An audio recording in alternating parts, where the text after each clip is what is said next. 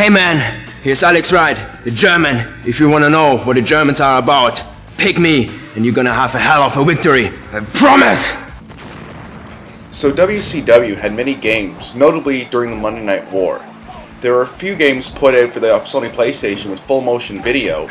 The games themselves aren't well remembered for their gameplay, but are infamous for their full motion video introductions. WWF Warzone, for example, for the PlayStation had similar videos, most infamous one being with Ahmed Johnson.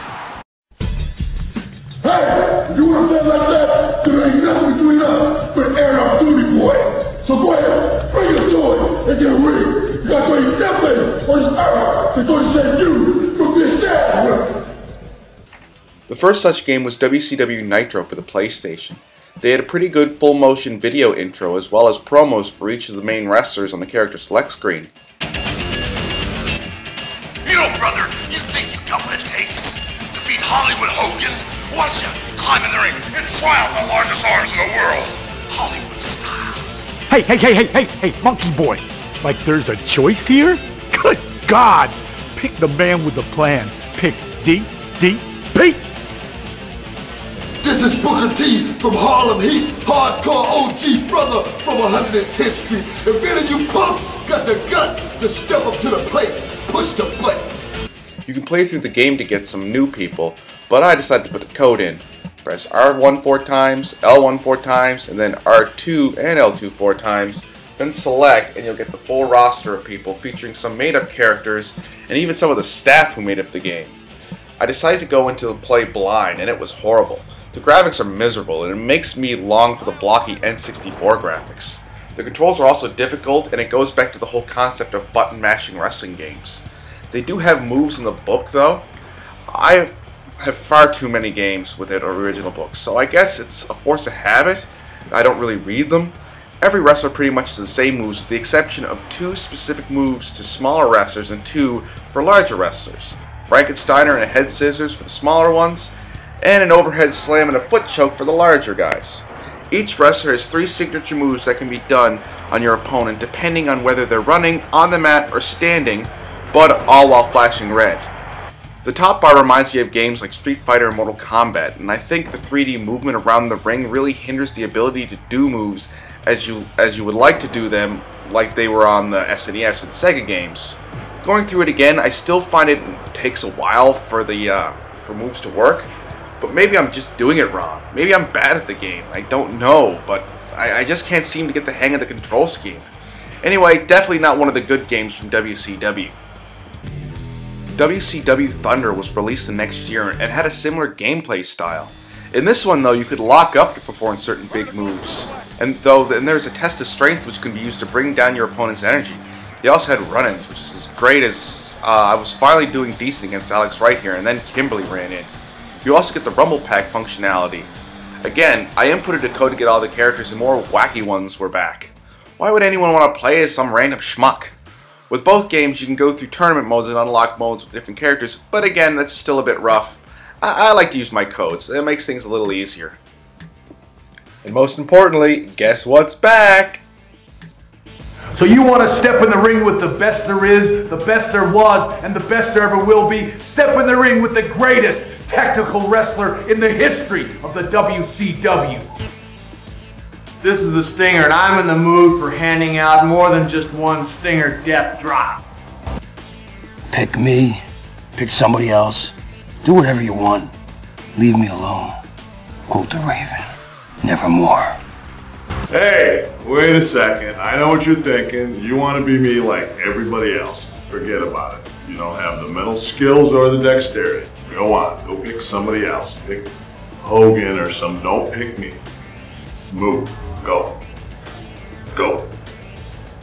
So the PlayStation had a little bit rough run with some WCW titles, so let's head back with the N64. Maybe they'll have some great games, right? So now let's give WCW Mayhem a shot. This is the first N64 game after WWE started having games produced by THQ. WCW Mayhem also appeared on the PlayStation and the Game Boy Color, and I'll get to the Game Boy Color game later. It was released on August 31st, 1999. Funny enough, the guy I'm using in the game, Raven, was granted his release that month after he got up and walked out of WCW after Eric Bischoff offered anyone their release right then. It was also the first game to have areas that you could fight in backstage. It was also going to be the first story-based wrestling game, but those plans fizzled out due to time constraints.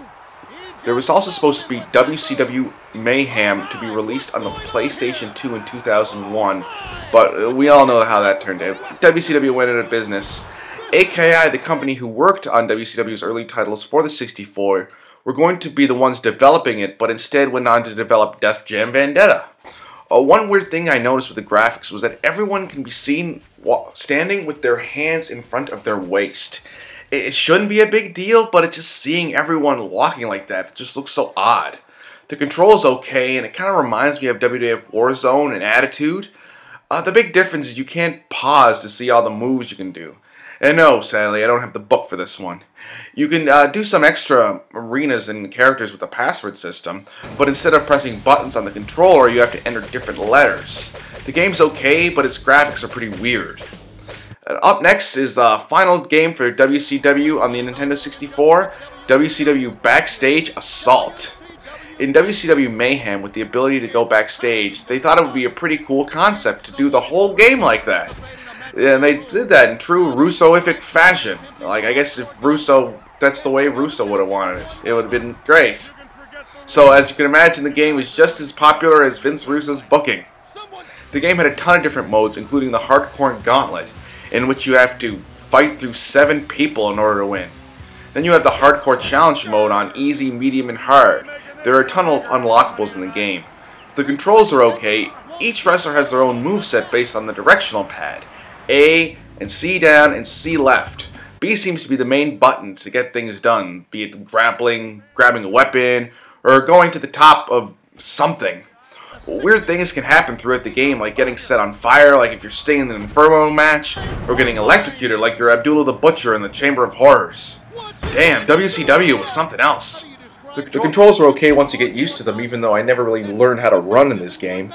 It can be pretty easy to get through the game with the weapons, but you just sprawl around the floor there.